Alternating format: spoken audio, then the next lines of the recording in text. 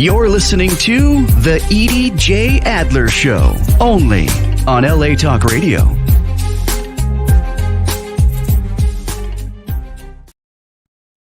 Shalom, amigos. Welcome to the Edie J. Adler Show. Thank you for watching. I am Edie J. Adler, and this show is dedicated to everybody. Every topic is allowed as long as we stay civil and as long as we do not insult each other. Because if you do that, then I'm going to block you. I want to welcome my guest today, Maria Gavin. Hi. She is a very dear friend of mine. I've known her for a long time, since we were little. And I was about to say, bless you for saying that. Yes.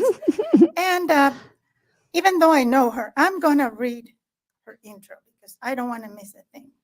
And I'm going to need my trusted glasses here.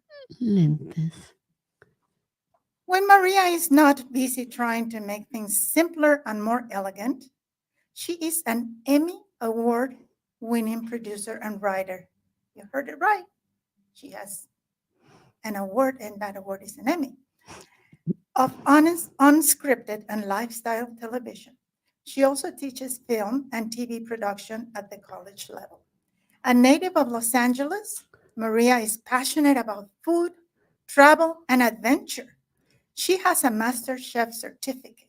She's a great cook. I know that by experience. And she's a certified scuba diver.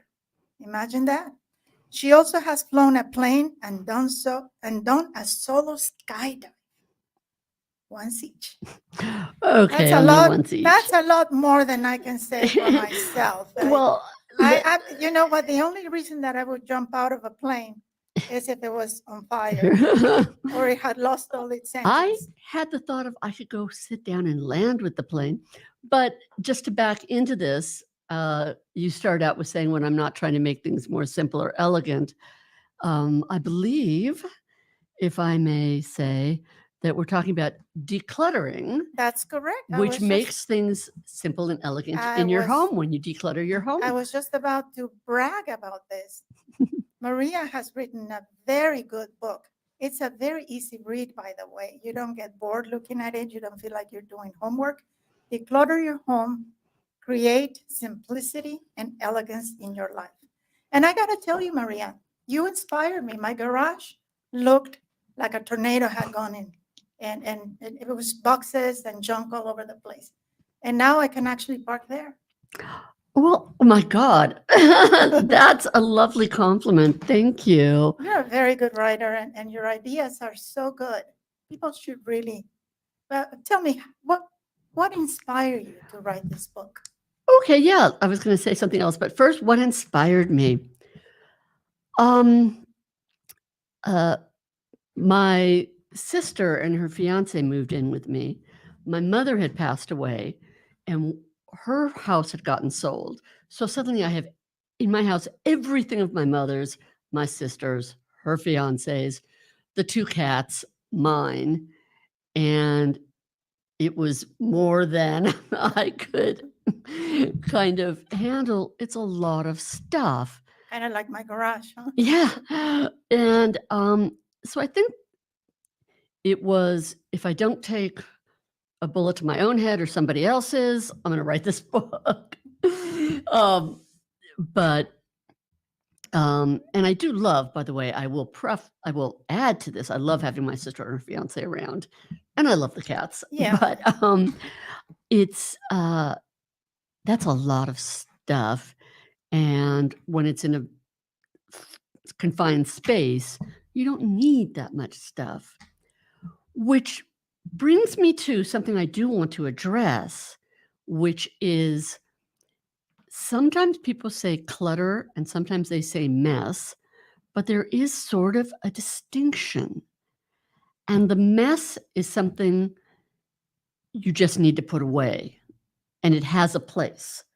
And for that, my biggest piece of advice, I always say, don't put something down, put it away. That's a very good piece of advice. Because you think you're going to need it right away, and you leave it just there. Yeah. I have a tendency to do that. I leave my nail files on the coffee table because Exactly. I'm going to need them maybe tomorrow. And then it starts to accumulate and it gets messy. And that becomes the mess, but you want it in your nail file. You're not going to throw it out. Right. So the clutter is stuff that you can go into so much detail, and we can, but the clutter is just stuff that doesn't really have a purpose or a space, but it's stuff you're holding on to for whatever reason. Help me out here, Maria. You know that I'm a very sentimental person Yes. and I adore my parents. Yes, indeed. I still haven't been able to bring myself to give away their clothing. And it's been, my father passed away in 2007. My mom, we lost her in 2008. I've given away some of their clothing, but some of it, I put it in a box and it's still in the garage. I haven't been able to do that. And I'm not going to wear it. I'm not going to, I don't know. How do I handle that? Here's the thing. I think you do a couple of things. One, when I always get that question, and my answer is, it's in a box. It's not being used. You're not even seeing it. You kind of know it's there. Even like certain old photos, if you're not going to get them out, they're not serving a purpose and they're not bringing you joy or life. Knowing your place, as I sort of do, your home, one of the things you could do is select your top 2 favorite items and only keep the 2 favorite. And you can even do a wall display, like actually put them in a 3D kind of frame that has a front, 4 sides or whatever, 8 sides, whatever it is. I did that with my dad's guitar because, my dad was a gifted guitar player. Yeah. And he had this made. This was handcrafted for him. And he loved his guitar so much that nobody was allowed to touch it Right. except me and my mom. So even though it's an old guitar, I put it in a display case, which I had made, and I put it on the wall. I also have a wall with pictures of my great grandparents, whom I never met, my grandparents, my parents, when they were little, when they got married, when their 50th wedding anniversary. But I have other stuff. I have other pictures. I have other albums that are just collecting dust. And They do, and, certainly for certain photos or even anything, you can take a photo and make a digital photo album. right, And that doesn't take up the space of the actual items. And as this is so not meant to sound cold, but there's also a certain freedom, A, in not having so much stuff, but B, creating a new story. And I know even today I was thinking about something, and we all sometimes hold on to our stories and our backstories and our history, and they can be wonderful things. And even then, there's a freedom in the newness and making space. The thing about clutter is it takes up space by which it doesn't allow anything new in. right. And it also, I find, because as you know, I suffer from anxiety.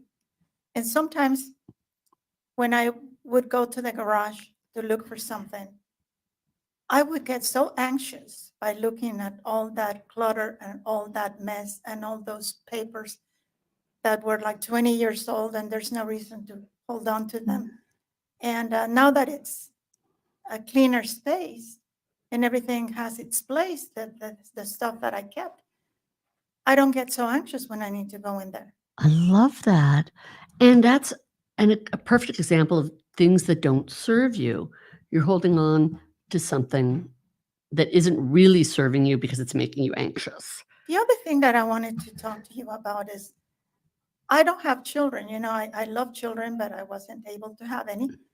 And so when I'm reading your book and thinking of what I need to give away or put away or just get rid of, I think this is going to sound morbid. It's not meant to be, but I think when I die, I'm the youngest of my siblings by far. Right. So when I die and having no children, no grandchildren, some stranger is going to come and take the stuff that I have sentimental attachment to and just throw it out or give it to Goodwill. And your book is not talking about that because there's nothing morbid about your book, but it makes me think I'd rather do that myself than have some stranger Well, do that. yeah, that's a wonderful thing. Do it yourself. Even if you did have kids, you don't want to burden them with, I haven't gone through any of this stuff, and guess what? You get to. That's a very good point. Even if you had kids, there's a thing I talk about in the book called Swedish death cleaning, and that is the only morbid thing in the book, I promise. I But didn't think it's that not, was morbid. it's not that morbid. It's that exact idea of do it yourself. Get rid of this stuff yourself so that nobody else has to. Right.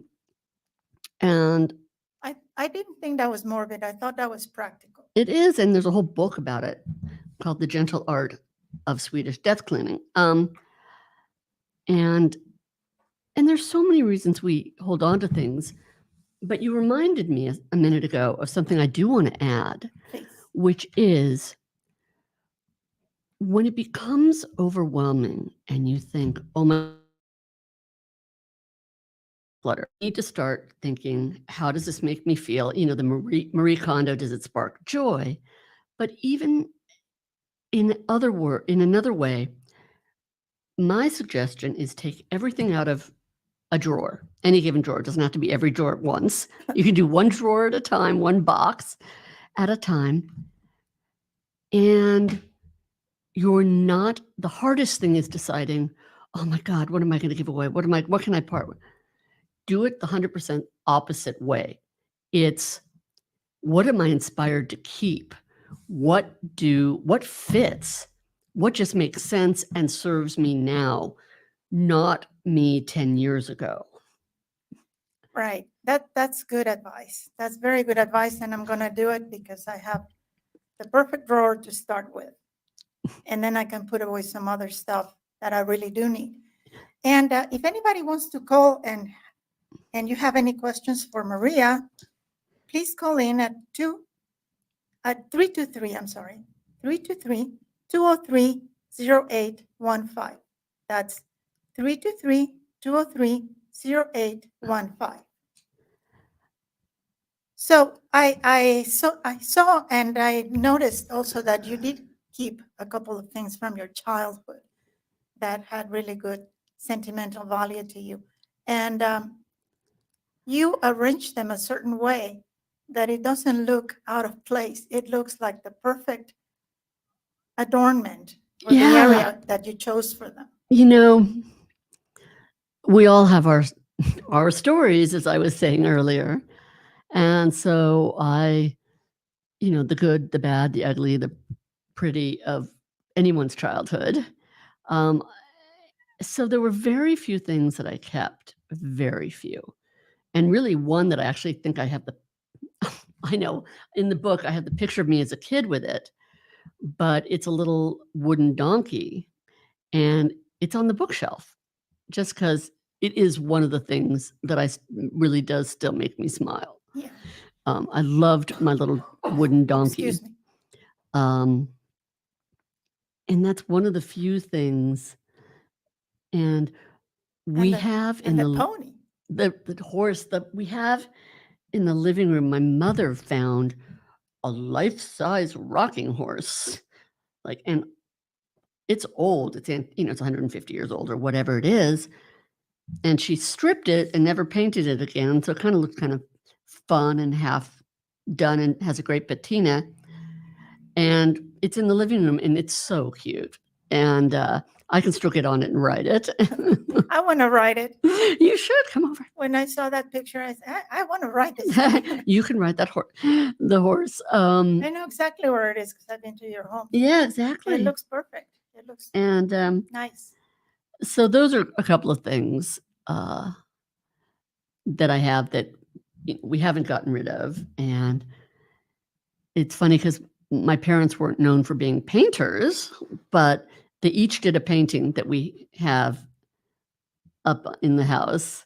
So that's kind of fun because that can be on the wall. Oh, that's wonderful. And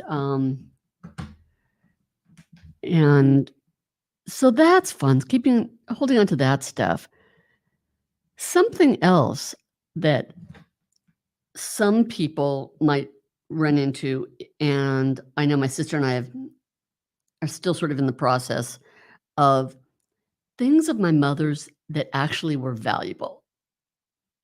Artwork, rugs, Right. certain things. And then at what point do you sell them? How do you sell them? Can you get, how do estate sales work these days? Blah, blah, blah. But certainly that is not something that I'm just going to give away because those are actually worth something. I have my mother's doll. It's actually the head. We have When- 2 old dolls at my mom's.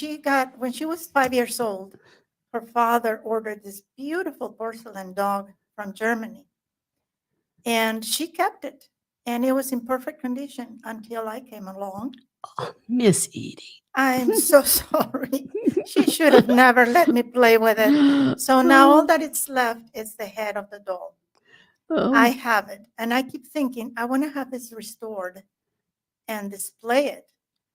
But right now, the head is just in a box. You could. There are places that will do I that. call it Marie Antoinette. My sister has my mother's porcelain doll from when my mom was 5. And the other day it was out and it was sitting there. And she has a couple of outfits and she wasn't wearing anything. I don't know why that bothered me. I'm like, put some clothes on that doll. Like it mattered. Oh, it matters to me. That doll she has clothes. Yeah. I wanted to explain something to our listeners. Your book talks about creating elegance. Now, when most people think of elegance, they think expensive.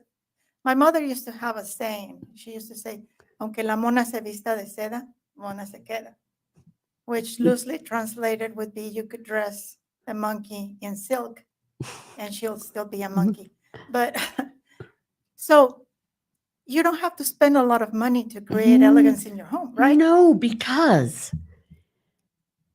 let's look at different elegance can be, it's the latest, most Prada. expensive thing, Birkin handbag or Louis Vuitton luggage or Limoges china.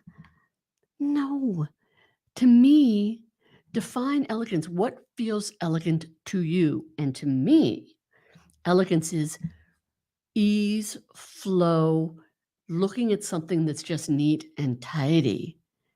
And that doesn't cost. So if you have all this clutter and or all this mess, that's not elegant because you're tripping over it. It looks horrible. Seriously, I've sometimes have had the situation where, if people have put things away, I'm trying to close the door to a cabinet. I can't even get the cabinet closed. So to me, being burdened down with stuff you're not necessarily using, doesn't serve you, isn't you anymore, is not elegant. The elegance is in the simplicity. Simplicity is elegant. Right. And then if you have a lot of stuff and you can't even display the good stuff, you can't even appreciate it. Right. And the other thing is the more stuff you have, the I don't know if it's clothes, the more laundry you have to do, the more dishes you have to do, the more maintenance. Would you believe that I still have outfits from where we worked together at KMEX? Oh my gosh. I would. I guess I would, except that, of course, I'm not allowed to talk about that because they were breaking the child labor laws. And so Of course, by hiring me. of course, but my mom did buy me these outfits at needless markups. Oh, So yes, of course. it feels weird to just get rid of it or give it to Goodwill. And if you have a garage sale, what people are going to offer you $1 for it. But again, here's something else that's elegant. Is it elegant to hold on to something that's not you anymore? The thing you want to do is know, okay, at that time, that served me perfectly. That was who I was. And life evolves, and we all grow. We're all doing different things. There's the discussion of what season of life are you in? Are you planting and it's spring or summer? Are you resting and it's winter? I never thought about that. That's good. You're good. Thank you. Well, I didn't come up with that idea, and you can go from winter to summer but if you're in a phase, so who are you now and who do you want to be? The clothes I wore back then probably aren't me now. They certainly aren't the trends now. Right. And who knows, everything old is new again, always. Right. Um, I want to quickly mention we have another guest also joining us now, and Maureen Kerrigan. And Hi. let me tell you about Maureen. I have information about her.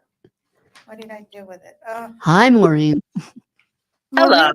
Maureen and her husband are co-owners of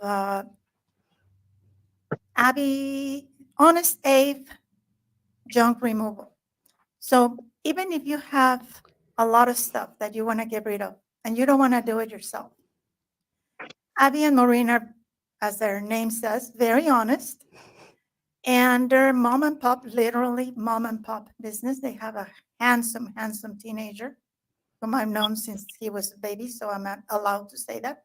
Other girls, no. So Maureen, why don't you tell us a little bit about yourself, about what you guys do, and if you have any questions for Maria, please join in the conversation. It's a pleasure to have you both here. Okay, thank you. My name is Maureen, and my husband opened a business in junk. It was a demolition company initially, and we did residential demolition. He did it since 2006. I joined him about, 2011.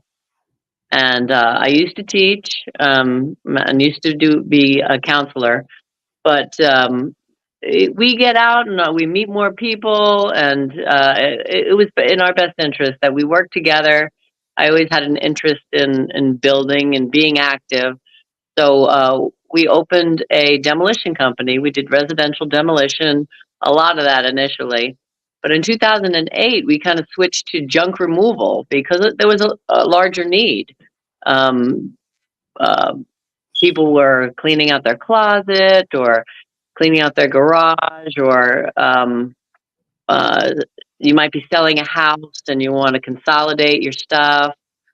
Sometimes, a parent might die and you are clearing out the estate, and you'd have an estate sale, and afterward, whatever is not sold, we would help you gather it. And we would go to your house, you tell us what to take, and we would clear it out for you. And I can tell you, Maria, Maureen helped me clear the garage. Oh, I love that. She's a dear friend. She lives down the street from us. And one Sunday, she said, "We're doing this." I'm Well, tired of trying to talk about this. Yeah. But go on. My experience with that is that whenever we work with people, they feel that purging a lightening of the spirit. You know what you have, you get organized, and it just makes you sleep better. So we have that experience with other people. They tell us that all the time. Yeah, and if I may add something I didn't say earlier, Edie, but it's so true that even if you give away everything, like I can't stand to give away my parents' things, that's just the stuff. The memories and the love is not in the stuff.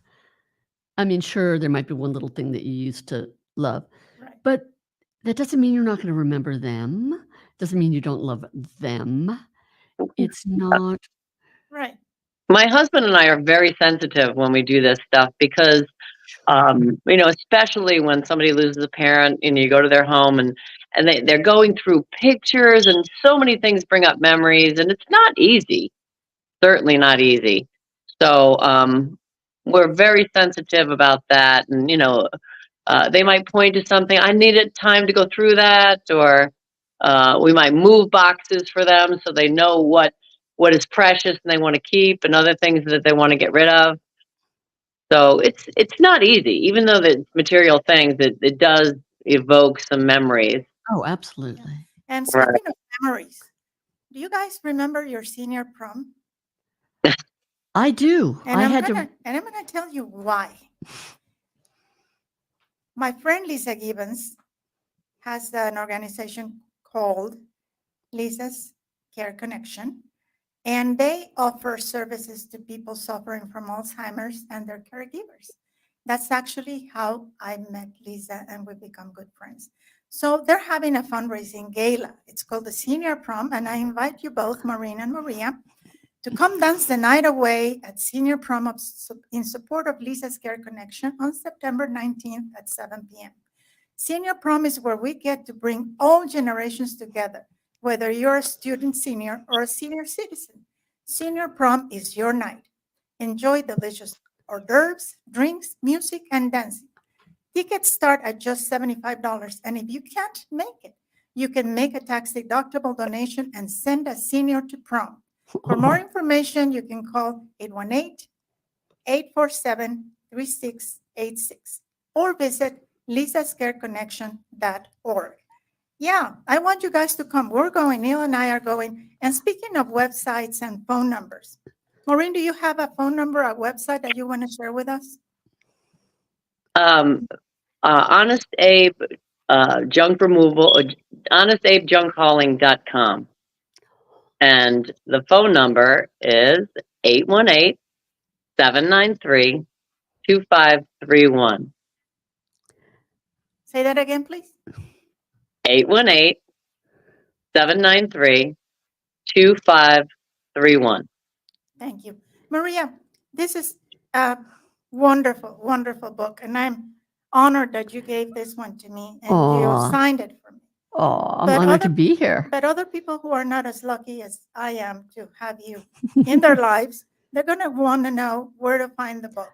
Amazon, easy. There you go. Declutter your home.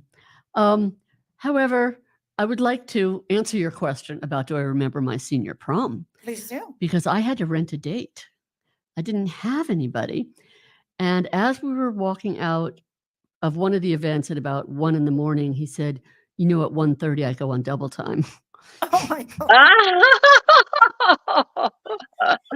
But you had it. But I'm like, how on earth did you yeah, find a place this is to my rent a life. date?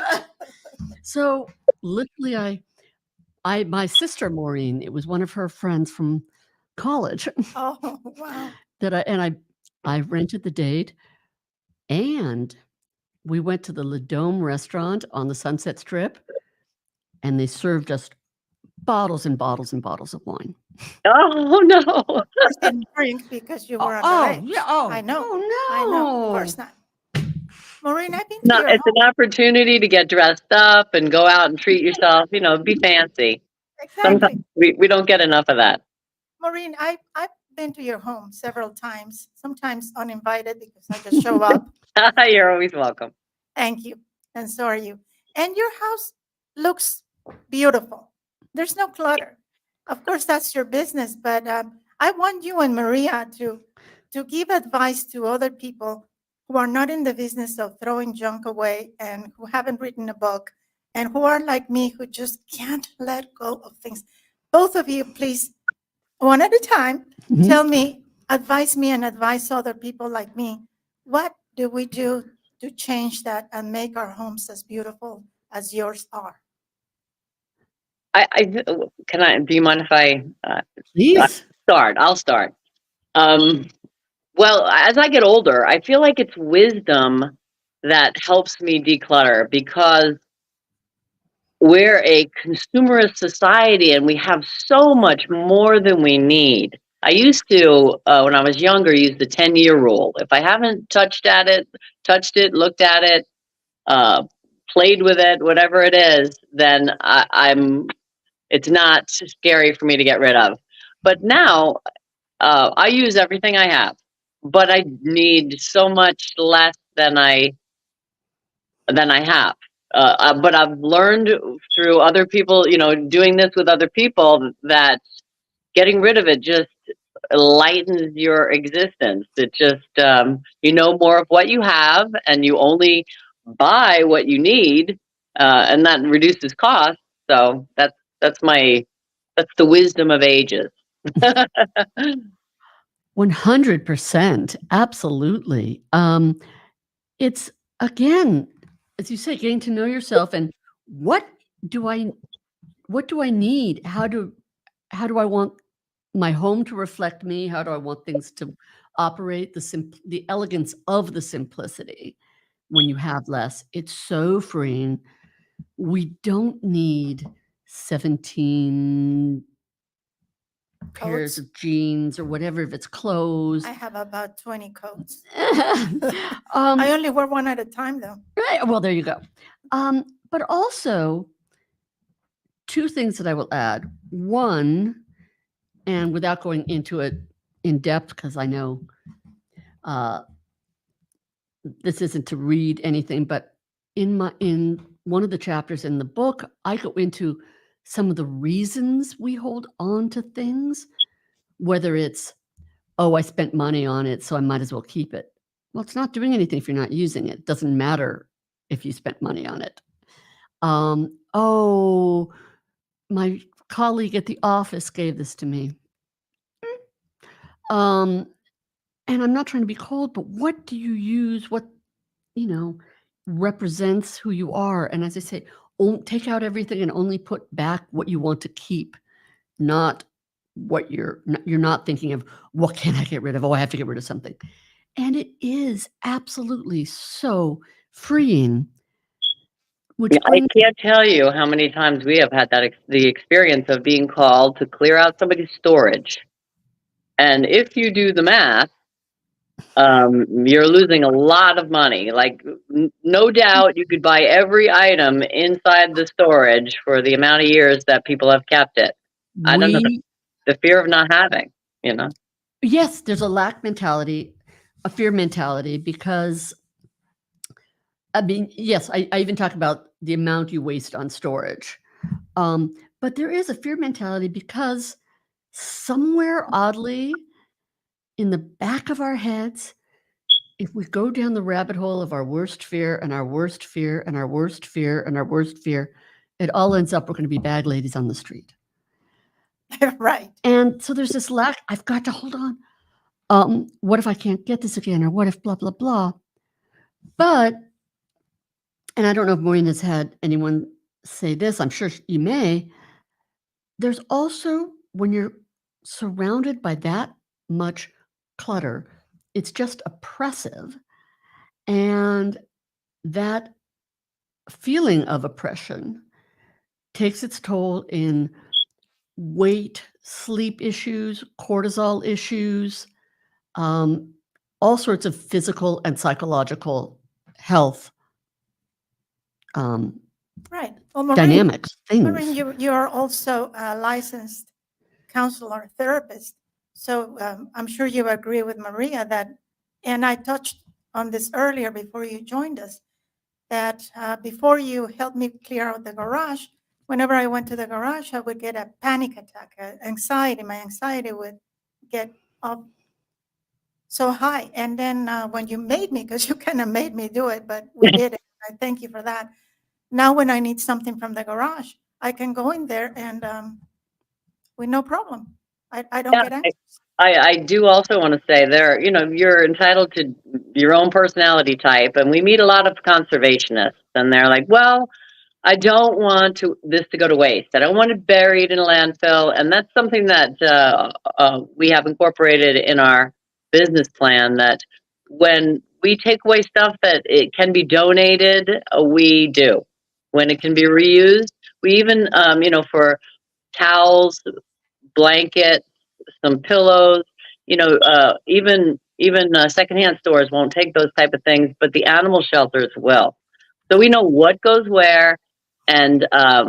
whatever can be reused, we do that. And a lot of times that makes people feel so much better about clearing out their stuff, that it's not going away. And speaking of animals, this week we're featuring another dog from the East Valley Animal Shelter, and his name is Shadow. If you were to adopt or rescue or foster Shadow, he would stroll down the avenue with you or wherever you'd enjoy a stroll. And he would listen to any troubles you might have and share in your happiness too. Shadow was surrendered to the East Valley Animal Shelter in Van Nuys, California on April 1st because his quote unquote family was moving. Can you spell idiot? I hate people who leave their animals behind. I hope the family does the same thing to them when they get older. Anyway, Shadow is 6 years old and he is such an endearing soul. Everyone notes that all the notes that have been posted on him describe him as mellow, chill, affectionate, friendly with everyone, even animals. He knows a couple of basic commands and he'll sit and give you paw for treats. He enjoys belly rubs and getting petted. So please visit the animal shelter near you or go to the East Valley Animal Shelter on 14409 Van Owen Street in Van Nuys, California, and adopt Shadow or any other beautiful pet like him. This is one of the facilities that we donate to most often. Yeah. And I know that you have a couple of dogs, and at least one of them is a rescue, right? Yeah. And they give so much joy. And your cats are rescued, if I'm not wrong. They were from a friend of a friend who took in a pregnant cat. So they rescued the pregnant cat. They and the rescued, so kitties. it wasn't through the shelter, it was just direct.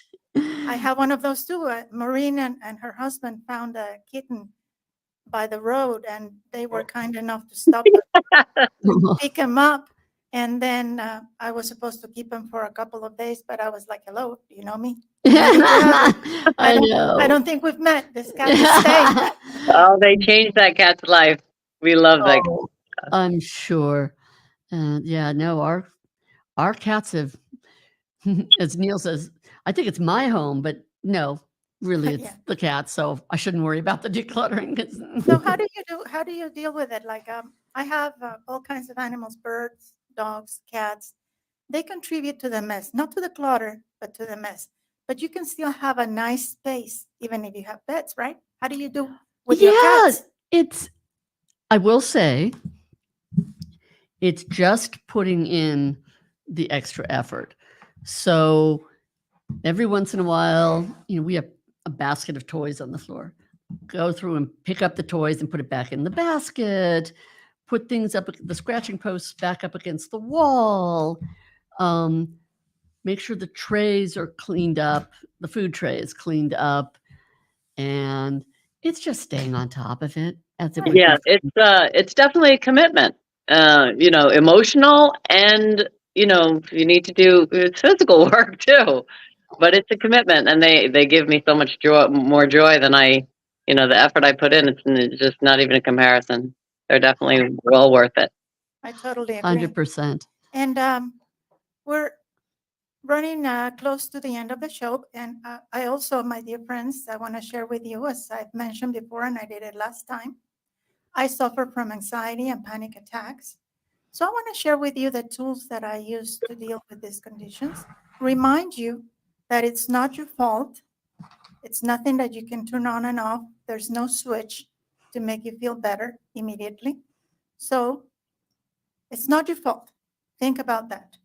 Secondly, be grateful for what you have. Even if you're having a bad day, you're having a day. So that's already a blessing. So show some gratitude, show some caring for yourself.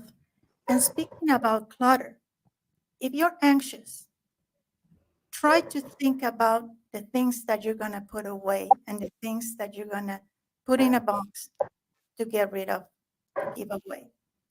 When you start doing that, first of all, your anxiety is going to be replaced by some memories if you're putting away things that bring you memories, good ones. Secondly, then you're going to be occupying your mind on what it is that you're keeping, what it is that you're giving away.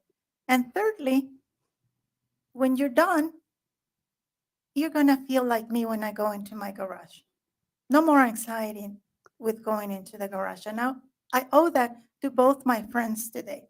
To Maria for writing this wonderful book, Declutter Your Home, and for Maureen for literally making me declutter my garage, making it look like a garage and not a dump. So my ladies, please, thank you, and keep giving me that advice. Keep giving our listeners more advice. Well, thank We still you. have It's a pleasure.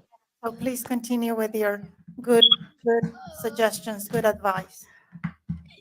You know, I will jump in here. I think you need to have an overall vision for your life and home, by which I mean not this huge vision of You don't mean the mansion I live in my dreams? exactly. Well, you've pointed out to me in the painting, in your dining room. Right. But what I really mean is the vision of, again, my vision was I just want simplicity. That feels elegant to me. I want to be able to shut the cabinet door and have it stay shut rather than somebody added 6 extra pillows or whatever. And that doesn't have to be complicated. And none of this has to be overwhelming. And as Maureen said, sometimes people aren't 100% ready. They're ready for part of it. And that's okay. Do things on your own schedule. So, also in the book, not to tout the book, but We're talking about the book. okay, the second part of the book goes room by room by room. So you can just decide, I'm just going to do my bathroom. I don't care about anything else or the garage or whatever it is. And even if, and again, not expensive, even if what you do to your bathroom is you paint one little thing that they call a wainscot around it, and you get one basket and you start to roll instead of fold the towels, and suddenly it feels more like a spa. That's elegant. And you haven't spent a ton of money. And I say, maybe a tiny bit of paint and, like I say, a basket. And that feels elegant. Look, I made this whole thing so neat and tidy, and it feels more like a spa when I come in here. Until your husband comes in and takes a shower. You know, I agree with that. I mean, you can summarize it, I think, with set manageable goals, right? sure. Yeah. I mean, I agree with that. I see people getting so much satisfaction out of just one thing a day or one thing. Even you start out one thing a week, and it adds. Yeah. And if it's one drawer in the hallway or one cabinet in the hallway, or, you don't have to tackle everything in one day. But how do you want it to reflect you? Who are you? Right.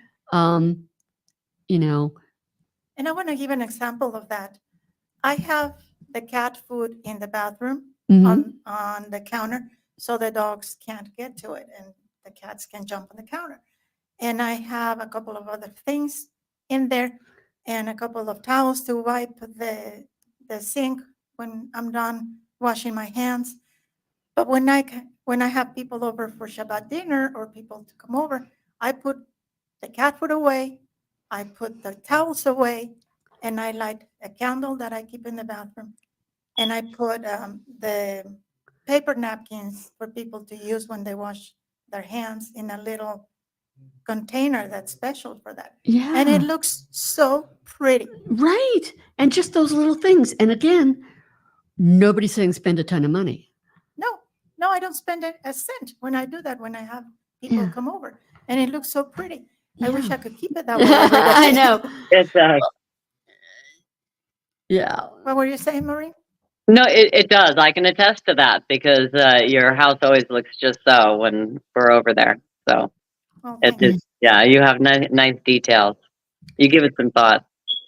Sure. And, even if it's just, that's something else I will add. So certain items, I'm not talking clothes or I'm not talking anything kitchenware, but certain items that you're keeping, such as the little donkey that I kept from my childhood. Again, you decide what is worth keeping, what is me now, what do I care about it, what serves me. And then you can have such fun doing what they call displays or vignettes. So I have a mantle over the fireplace, and I'm going to put these things over here and arrange them just so. And then I've got a bookshelf over here, and I'm going to put this stuff over here and arrange things just so. One of the things that my sister does, which she taught me, is on the bookshelves, creating levels and textures. So not all the books have to be the same size, going, small to large or large to small. You could put some on their sides, or you could put some in different direction. I'm not describing it well, but it adds to the visual layering and texture. Right. And again, it's just stuff to have fun with. How do you want it to look and display? And doesn't cost a thing. You could just have so much fun. And you're very good at it too, Maureen, because I remember you have clean walls. I call them clean walls. I have pictures all over the place hanging from my walls. And when I go We have a into your certain amount of home, artwork. when I go into your home, you have a cuckoo clock. And I see the cuckoo clock. I don't see the 10 pictures that I don't know which picture to look Yes, at. but there are times when I've struggled with, the book issue because I was a teacher for a lot of years.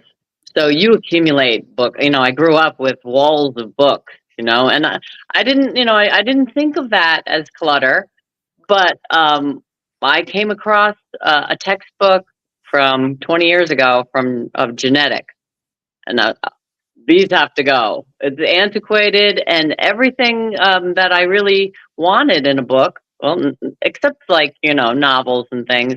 People like having books around sometimes, but the amount of books had to go. They were outdated, and you can get them online. And I know a place that takes books. So people who want books around their house just to pass on.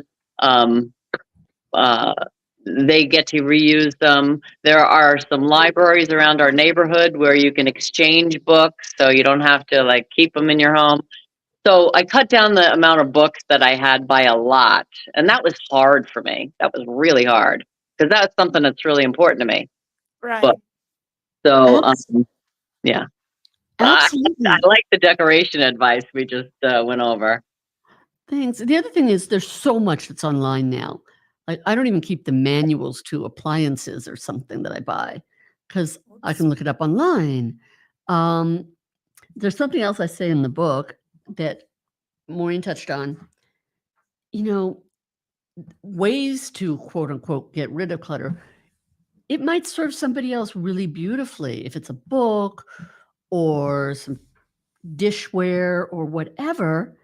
You can organize a swap, you can donate it, you can give it to friends who are moving or whatever, need some new stuff.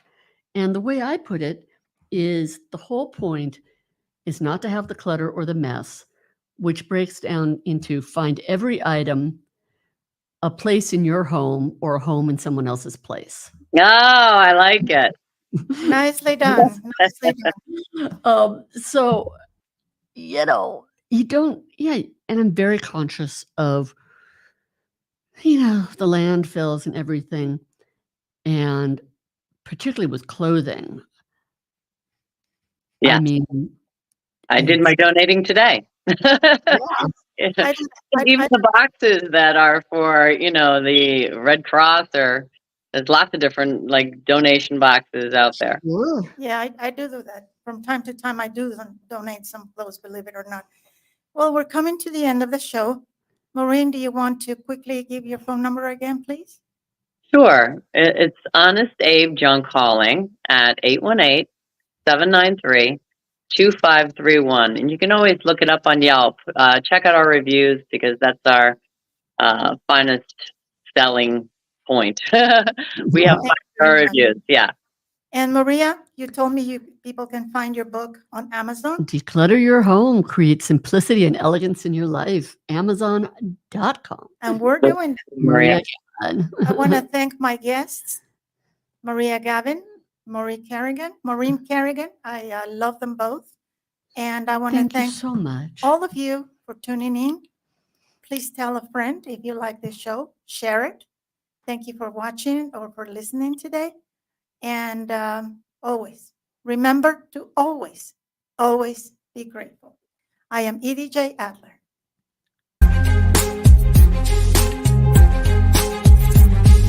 You're listening to The Edie J. Adler Show, only on LA Talk Radio.